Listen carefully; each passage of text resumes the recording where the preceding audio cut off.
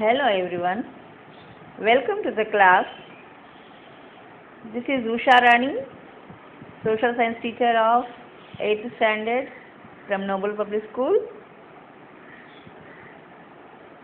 And you are seeing the textbook page index. This is the first sem textbook. We have 9 lessons for first semester. And you can see the colors of the book also here, lessons also. There are 3 colors, brown, green and blue. Brown color refers for history and green color for geography and blue color for civics.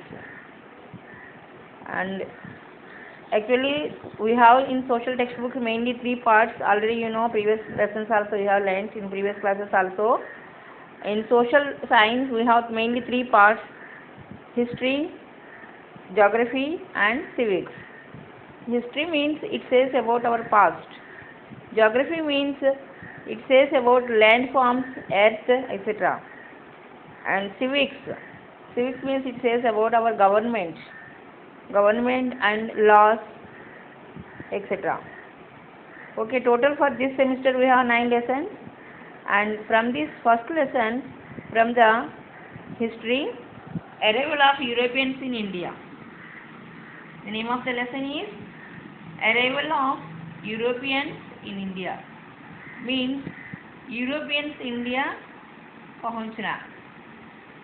Europeans India कैसा पहुंच गए? Okay, let's see the lesson.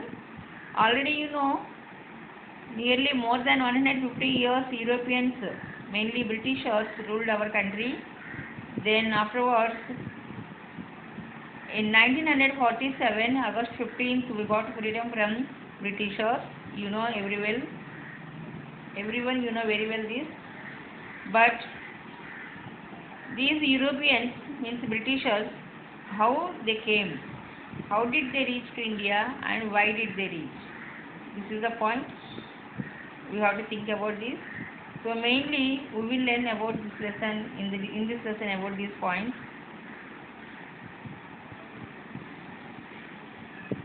Okay, now see the lesson. We have learnt in the previous standard that many years ago our country was one of the leading countries in the world. Our country was distinct in the whole world. The people of various countries were being influenced by our culture and prosperity. Many people worldwide were eager to enter into trade with our country and earn wealth out of it. इससे पहले classes में भी आपने learn किया है, study किया है.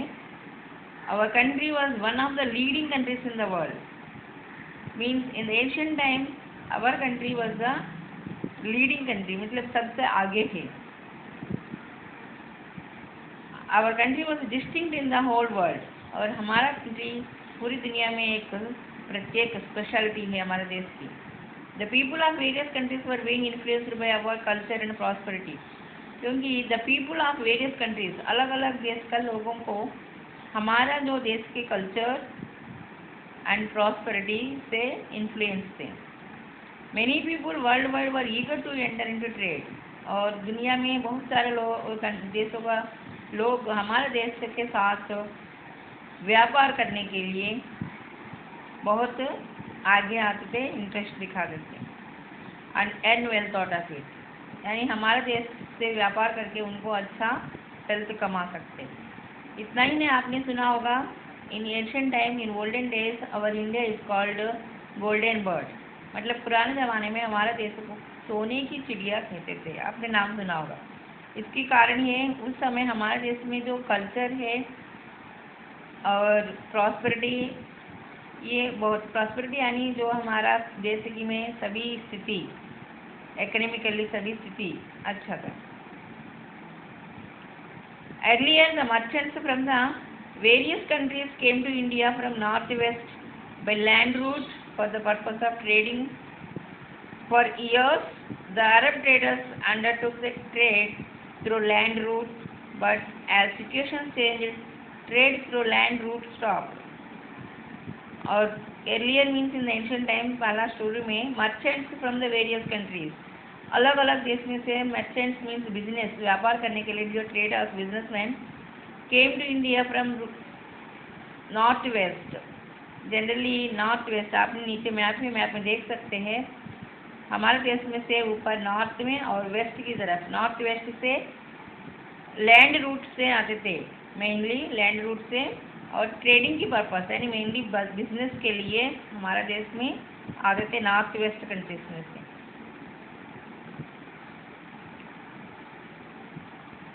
मतलब हमारे देश में आने के लिए रूट था हमारे देश की नॉर्थ वेस्ट में जो कुछ कंट्रीज से ईरान, इराक, तुर्किस्तान, इस्तांबुल, ये जो कंट्रीज के ज़रिए लैंड रूट से हमारे देश में आते थे। और फॉर ईयर्स यानी कई सालों तक Arab traders undertook trade through land route. बहुत सालों तक ये अरब मीन्स जो अरेबियन सी के आसपास में जो कंट्रीज थे अरब्स, वो ट्रेडर्स हमारा देश से लैंड रूट के ज़रिए ट्रेड करते थे।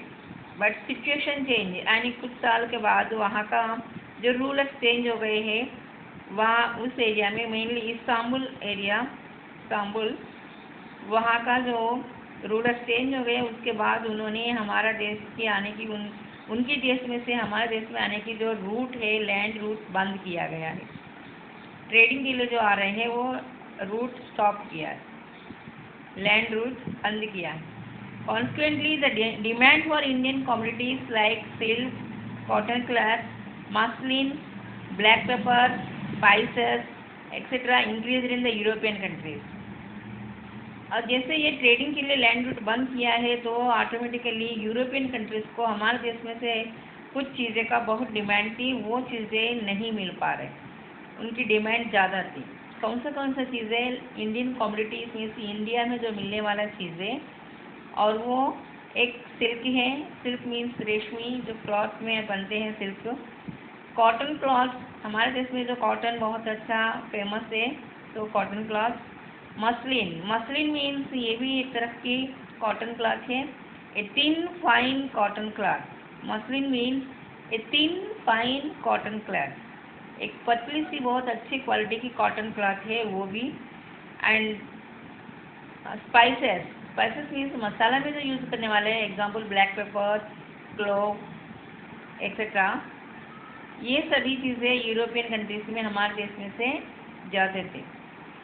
To take the advantage of this situation, many countries of Europe started searching for a sea route to India. But ये लैंड रूट बंद करने की वजह से ये चीज़ें मेनली स्पाइसेस, ये सभी कॉटन क्लॉथ, ये सभी उनके नहीं मिल रहा है, इसलिए यूरोपियन कंट्रीज़ में से बहुत सारा कंट्रीज़ इंडिया में ये चीज़ें लेने के लिए और लैंड रूट बंद होने की वजह से एक नया सी रूट ढूंढने के लिए स्टार्ट किया है। मीन्स इंडिया आने के लिए पहला लैंड रूट में आते थे वो बंद हो गए थे, इसकी वजह से वो नया सी रूट सर्च करना स्टार्ट किए। You can see the map here, और जो ब्लैक डॉट्स में दिया है वो लैंड रूट है, इंडिया आने के लिए जो लैंड रूट और सी रूट भी थे उसमें ओल्ड रूट, और बाद में जो डॉट्स दिया गया है वो वाइट कलर डॉट्स में है, वो है न्यूली डिस्कवर्ड सी रूट है।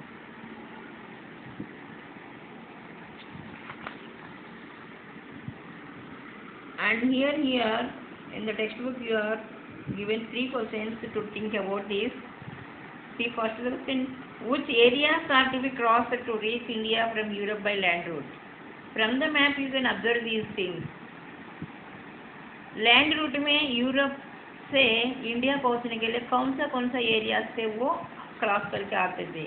Already we have discussed now Istanbul, Iran, Iraq, these countries. And next, which areas are to be crossed to reach India from Portugal by sea route? और उसी map में पूरी waste में एक side में है Portugal, एक कंट्री का नेम है, वो पोर्चुगल से सी रूट में आना है तो कौन सा एरियाज क्रॉस करके आना है? You can observe from the map and find out this. And which mode of transportation is used the maximum to travel abroad in the modern time? Modern time means at present we are latest time है ये, and this opposite is ancient time. Ancient means बहुत पुराना olden days. ये modern time से latest में अभी at present travel abroad यानी विदेश से जाने के लिए कौन सा ट्रांसपोर्टेशन की mode, which mode of transportation? Already you know in olden days ancient time mainly on the sea ship used, mainly only ship only to transport in the ancient days. But in modern times, you know what is the transportation? Yes, aeroplane. Everybody you know. Now jet planes also we have. So this is the sense you have to think about this. Okay, now come to the lesson. Subsequently, some adventurous sailors of Europe and other countries started the search of sea route to come to India.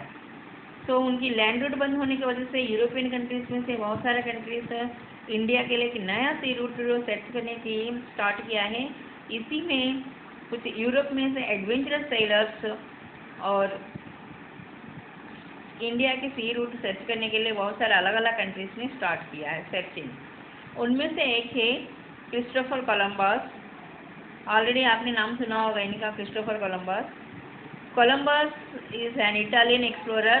जो Christopher Columbus है वो Italian means citizen of Italy, like Indian, we are Indian, citizens of India are called Indian, like that citizens of Italy are called Italian. तो Italian explorer Christopher Columbus was one of the brave sailors who ventured out to find the sea route to India. उनमें से first निकला है सबसे starting में एक Christopher Columbus है। 1492 में उन्होंने इंडिया की सी रूट फाइंड करने के लिए निकल गए हैं। The first seller from Italy Christopher Columbus in the year 1492 में इन्होंने स्टार्ट किया है। He thought that one can go to the east via west also. Actually उनकी जो कंट्रीज के यूरोपियन कंट्रीज का हमारा देश में ईस्ट में होती है, बट उन्होंने सोचा है ईस्ट जाने के लिए ईस्ट डायरेक्शन से ही जाने की जरूरत नहीं है, वेस्ट से निकल गए तो भी हम ईस्ट में जो लैंड है वहाँ पहुँच सकते हैं। क्यों? आप why did he believe so? उन्होंने ऐसा क्यों सोचा है? आप सोच सकते हैं क्योंकि पता है अर्थ इज स्फीयर। अर्थ का जो शेप है गोलाकार में है स्फीयर शेप में। तो एक जगह पहुंचना है तो हम ईस्ट से आए तो उस जगह पहुंचेंगे, और उसके अपोजिट वेस्ट से निकल गए तो भी घूम के वही जगह आ सकते हैं। इसलिए उन्होंने सोचा ईस्ट में जो लैंड है वहाँ से लैंड से नहीं जाने दे रहा है तो हम वेस्ट से निकल के भी इंडिया पहुँच सकते हैं। ऐसा सोच के उन्होंने वेस्ट से जर्नी स्टार्ट किया। Columbus started his journey to India and accidentally reached America. तो इस प्रकार उन्होंने सोच के अपना यहाँ से निकल के जर्नी स्टार्ट किया इंडिया के लिए, और उन्होंने एक जगह पहुँच गया, मतलब वो नया जगह है, उनको पता नहीं वहाँ पे लैंड है। उन्होंने सोचा वेस्ट से गए तो भी ईस्ट से गया तो हम इंडिया पहुँच सकते, वेस्ट से भी गए तो थोड़ा दूर घूम के वहाँ इंडिया पहुँच सकते, इस तरीके से निकला है। But accidentally reached another land that is called America. As long as he lived, he was under the misconception that he has discovered the sea route to India. मतलब जब तक वो जिंदा थे उन्होंने यही मिसकंसेप्शन मतलब गलतफहमी, he had discovered the sea route, उन्होंने इंडिया की सी रूट डिस्कवर किया है, यही गलतफहमी में था। क्योंकि उन्होंने सोचा है वेस्ट से गए तो भी हम इंडिया पहुंच सकते हैं, तो वेस्ट से निकला है और यहाँ पे एक लैंड पहुंच गया। ही thought it was India, but उनको यही नहीं पता वो इंडिया नहीं है कि न्यू लैंड है। Generally Christopher Columbus discovered a new land that name is called America. ये उनकी लाइफ के बाद निकला बाहर आया है। जब तक वो क्रिस्टोफर कोलंबस जिंदा थे उन्होंने यही सोचा है, उन्होंने इंडिया की सी रूट फाइंड किया है, नया सी रूट, ये सोच रहा।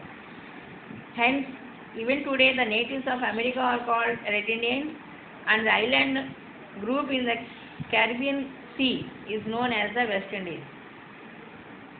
और ये अमेरिका नाम बाद में कैसा पता चला, ये क्रिस्टोफर कोलंबस जो नया लैंड डिस्कवर किया है उसका नाम अमेरिका है। ये उनके बाद जो दूसरा एक एक्सप्लोरर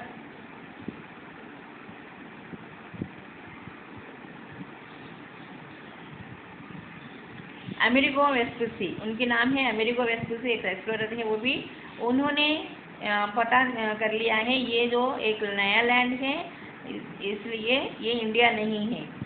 क्रिस्टोफर कोलंबस जो फाइंड किया है ये दिस इज़ नॉट इंडिया, एक न्यू लैंड। इसलिए उस लैंड का नाम जिसने ये पता कर लिया है उनकी नाम से अमेरिको एस्पेसी, उनकी नाम से अमेरिका नाम दिया गया है। इसलिए इवन टुडे अभी भी वो अमेरिका की जिस लैंड क्रिस्टोफर कोलंबस ने फाइंड किया है उस लैंड के नेटिव्स को रेड इंडियंस करके बोलते थे, क्योंकि क्रिस्टोफर कोलंबस वही इंडिया सोच रहे थे, इसलिए वहाँ का जो लोग रह रहे हैं उनको रेड इंडियंस नाम से बुलाते थे। और वहाँ पे उन्होंने एक ग्रुप ऑफ आइलैंड्स में पहुँच गया है और वो आइलैंड से कैरिबियन सी के अंदर है और वो आइलैंड्स का नाम वेस्ट इंडीज़ नाम दिया है। At present, it is also West Indies, called West Indies. Already you know in the cricket West Indies team, so West Indies Islands. That means Christopher Columbus first reached West Indies land, not India. Next, Vasco da Gama. Here in the picture you can see Vasco da Gama reaching into the port yard of Jamori. Vasco da Gama is a native of Portugal, discovered the sea route to India. Next, Christopher Columbus के बाद another sailor Vasco da Gama, ये जो है Portugal देश का native पे है और इन्होंने इंडिया की नया सी रूट डिस्कवर किया है। इन 1498 में डिस्कवर किया है। तो mainly you have to note this point, who discover the sea route to India and when. Vasco da Gama discovered new sea route to India in 1498. He encircled the Cape of Good Hope in South Africa and reached the port of Calicut on 22nd May 1498 after crossing the Indian Ocean. Page number 1 में जो map है आप उसमें देख सकते हैं root दिया है। पोर्चुगल से उन्होंने एक पूरा सर्किल करके Cape of Good Hope, South Africa में जो नीचे घूम के साउथ अफ्रीका में जो केप ऑफ गुड होप है वहाँ पहुँच गए पहला, और वहाँ से उन्होंने इंडियन ओशन से इंडिया की जो साउथ इंडिया में जो है कैलिकट, एट प्रेजेंट वो केरला में है, वहाँ जो पोर्ट है वहाँ पहुँच गया है। और कौन सा डेट और ईयर भी दिया गया यहाँ पे 22nd May 1498। The then ruling king of Calicut, Zamorin, gave permission to the Portuguese to trade. उस समय कैलिकट पहुँचने के बाद वहाँ का जो किंग राजा है, कैलिकट का किंग ज़मोरिन, उन्होंने पोर्चुगीज़ को ट्रेड यानी ये जो वास्को डी गामा पोर्चुगल से आया है उनकी पूरे टीम को ट्रेडिंग के लिए यानी व्यापार के लिए परमिशन दिए थे। The Portuguese established A port in Calicut for trade in 1500 सी। उसके बाद वहाँ किंग ज़मोरिन की परमिशन लेके ये पोर्चुगीज़ वहाँ पे अपना एक fort establish means constructed started एक फोर्ट बनाया है कैलिकट में ट्रेडिंग के लिए, व्यापार के लिए। पहला एक फोर्ट यानी एक बड़ा सा बिल्डिंग, किला बोलते हैं आप हिंदी में, 1500 में उन्होंने बनाया है ट्रेडिंग के लिए।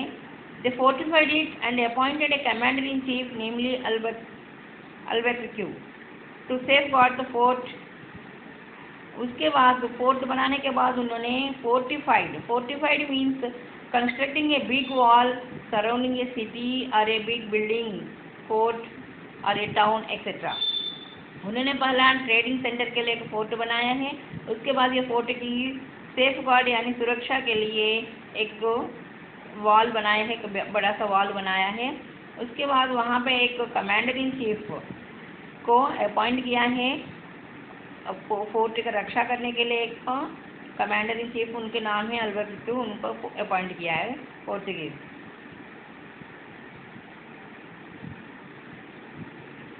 मूविंग नॉर्थवर्ड अल्बर्क्यू कंक्यूर्ड गोवा इन 1506। ये सब हुआ है 1500 में। उसके बाद 1506 में धीरे धीरे ये जो इनके कमांडर इन चीफ अल्बर्क्यू है वहाँ से अपना ट्रेडिंग बढ़ाने के लिए गोवा नॉर्थ की तरफ आगे गोवा की तरफ पहुँच गया है 1506 में। Within a span of 100 years the Portuguese took control of Mangalore, Cochin, Goa, Diu, Mumbai and island of Lanka.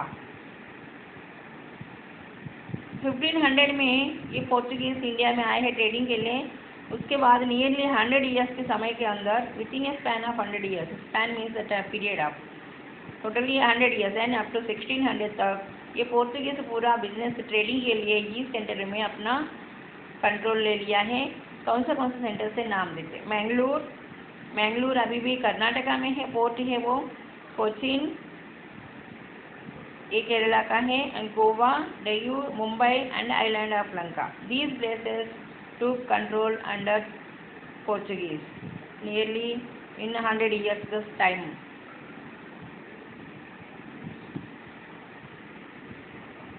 Okay, this is today's lesson. I think you enjoyed the lesson, and I read the lesson again thoroughly and highlight the points. Okay, thank you.